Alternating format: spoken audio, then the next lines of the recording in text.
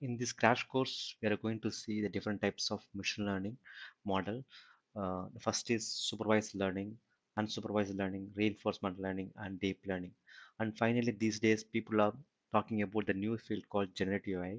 Let us understand what all this mean. Let us first talk about supervised machine learning. In supervised machine learning, here you have a lot of input data. Now, this input data, let us say that you have associated outputs. So each input have output data labels. Then you split the data into validation data and training data. Let us say that we use 80% of data in training and 20% for validation. Then using the training data, we use algorithm to create a model. Once the model has been created, we use the input data to predict the output. If we get the expected output, then it will be fine. In case if we don't get the expected output, then again we have to update the model. Again, the model will predict the output. So this is the cycle for supervised machine learning. So what could be the best example of this? A good example of this could be like a fraud detection, email classification. These are all the best example for supervised machine learning. So the next one is unsupervised learning. In unsupervised learning, other hand, you take input data, you create a model and predict the output. Here in the input data, it doesn't contain any labels. It contains only the raw data. So you make a prediction. So let us say accelerator. Now if you mark a wrong prediction, again you will retrain. But again here we don't have any idea about the output. So what the clusters will look like ahead of time. So you give it an input data and you just run your algorithm and trying to find the patterns out of it. The best example is like clustering, or if you have a bunch of documents, in the documents if you want to cluster those documents into different label, so in those cases we can use this unsupervised learning. So unsupervised learning is best suit for that, to find a pattern from the input data.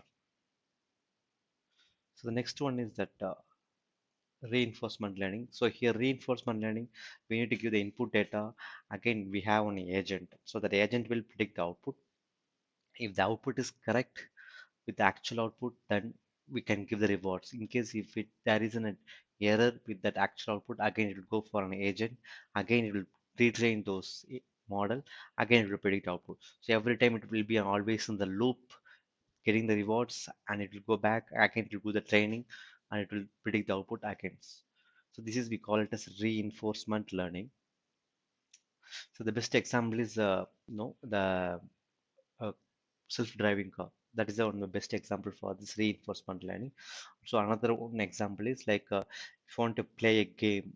So in those kind of learning, we need to use this reinforcement learning.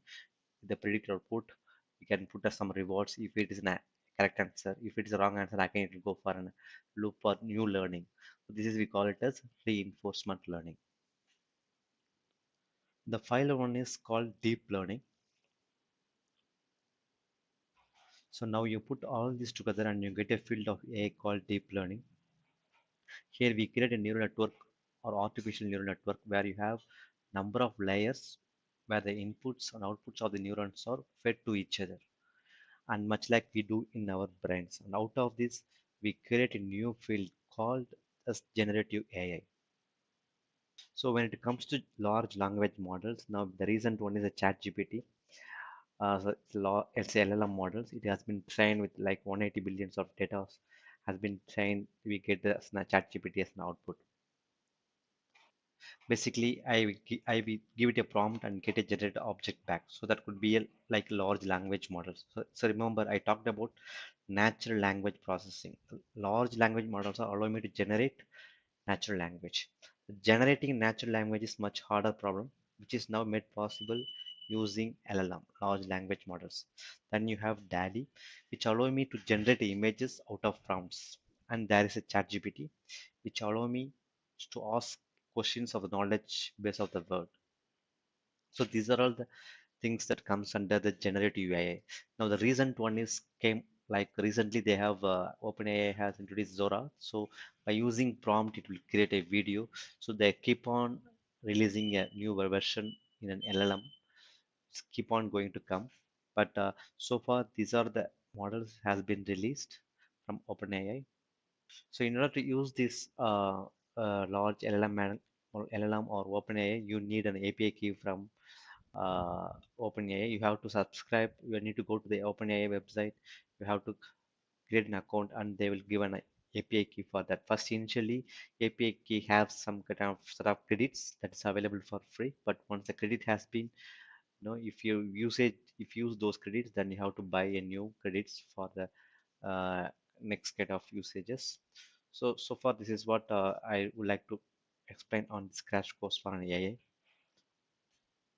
So thank you all for watching. We'll see you in the next video.